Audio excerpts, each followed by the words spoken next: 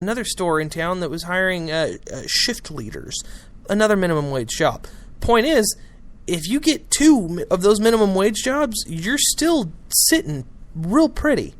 I mean, let's use the logic that's out there right now. Let's say that you're making minimum wage here in Texas. Let's say $7.50. Let's say you're making $7.50, okay?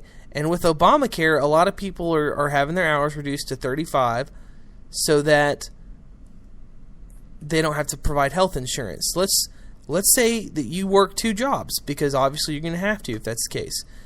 That's $525 a week. That's $2,100 a month. That's $25,200 a year. Now, you telling me that living in, cheap housing, no TV, no internet, just, a $10 phone line so work can reach you, heat, water, and food, you can't live off $25,000? I know for a fact that you can. I work with a guy who walks to work. He is in his 60s and has a cane, and he walks across town to work every day, and he walks back home if there's not somebody there to give him a ride. That is what it takes if you don't have a job. If you do not have somebody that will pay for you to live, that's what you have to do for work. You have to get off your butt and do something about it. It's unacceptable, absolutely unacceptable, that we are starting to teach people in this society that it's okay just to wallow, to rot. The most moral thing a person can do is to utilize their productivity, to be productive, to create wealth, to exchange their services or goods for other services or goods. People who produce are the titans of our world. They are the people who make our lives possible. They are the people who brought us Apple phones, who brought us computers, televisions, who brought us modern vehicles, the modern toilet paper, peanut butter, lawnmowers, everything you can imagine that makes your life simple today. The fact that I am sitting in my living room broadcasting a radio show, that was all brought about by industrialists. This was brought about by productive people taking their minds, their ideas, and making them a reality.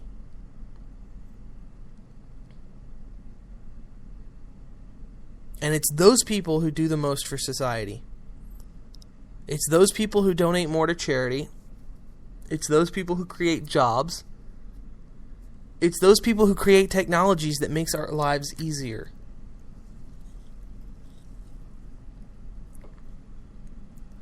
Now, arguably, there's a lot of people out there who believe that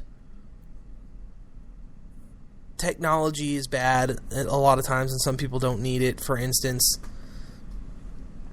there are, certain people who don't like using emails, or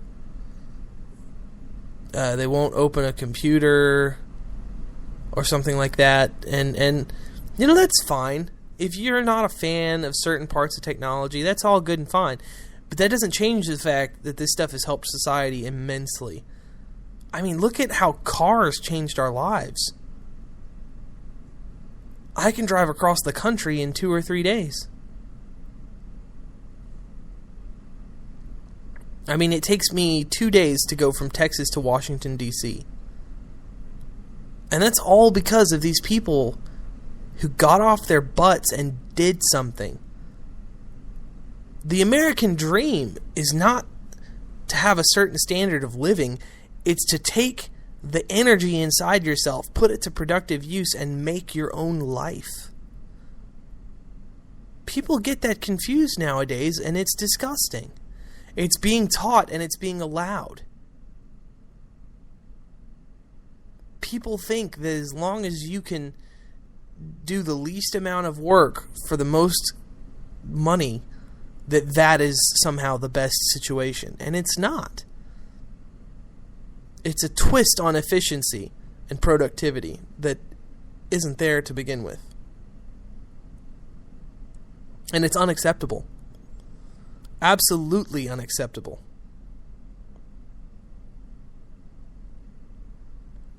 The fact is, every American should be seeking gainful employment.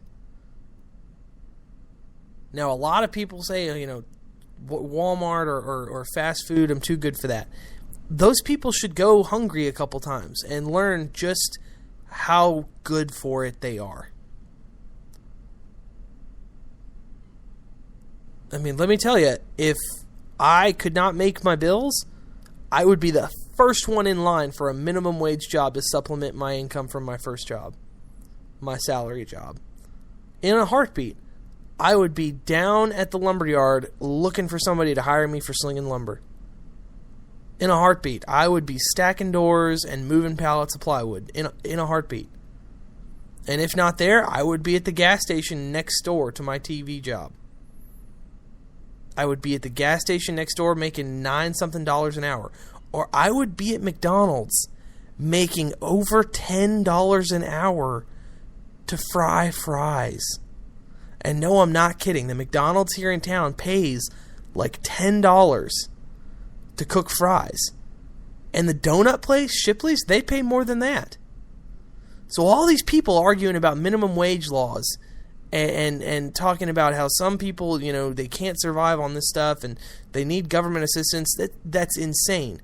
You make $10 an hour popping fries into hot oil?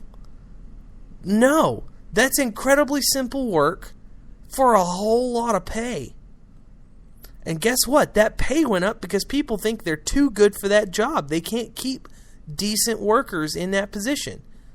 And for that same reason, you're likely to get promoted to manager right off the bat.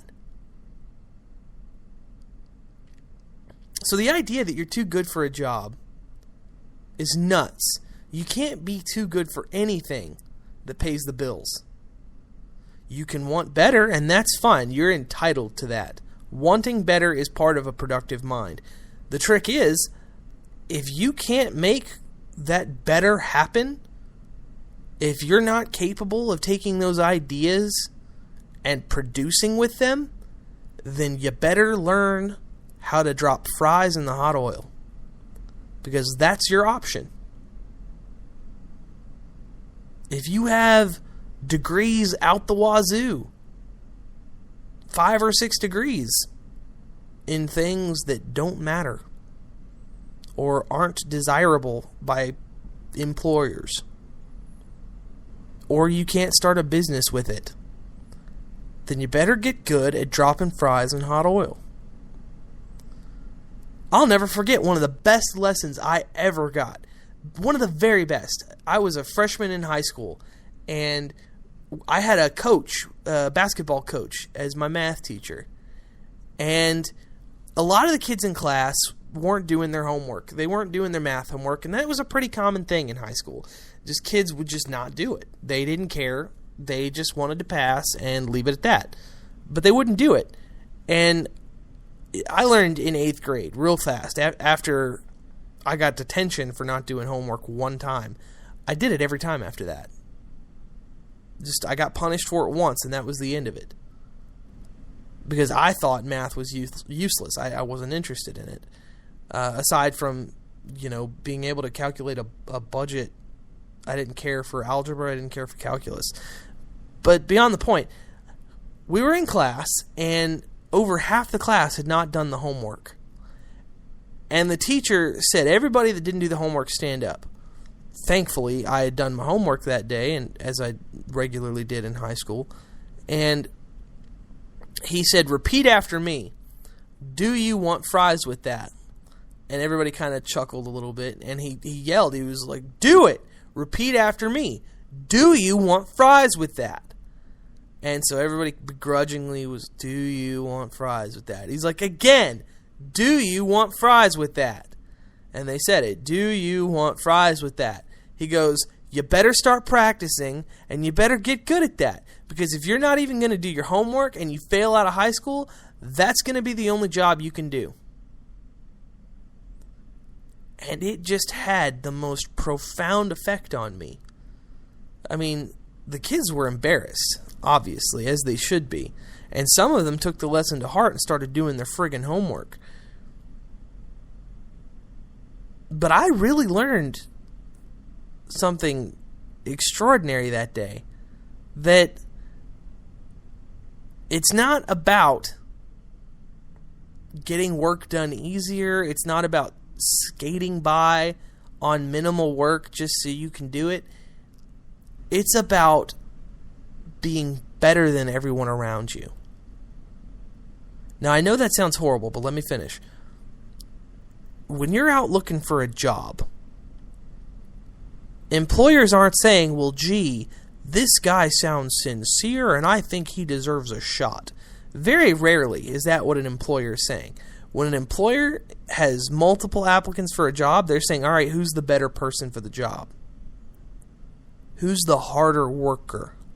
Who can we count on in a pinch out of these people? And that's it.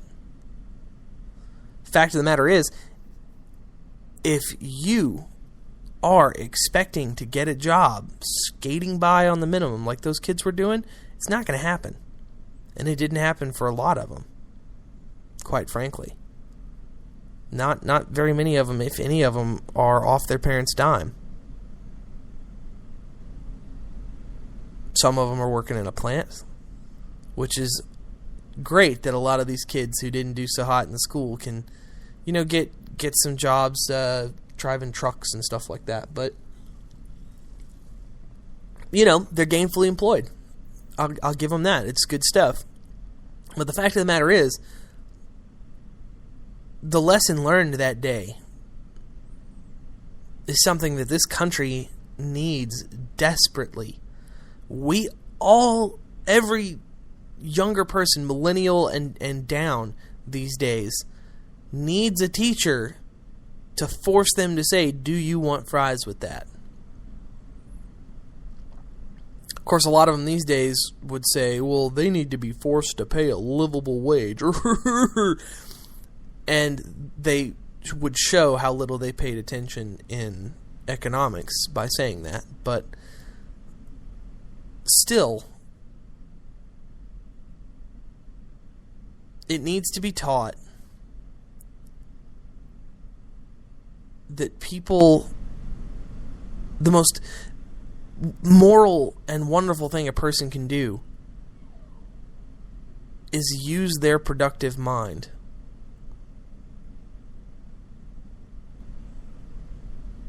Use their productive mind to take their ideas and their energy, to take their creativity and put it to a use that makes money.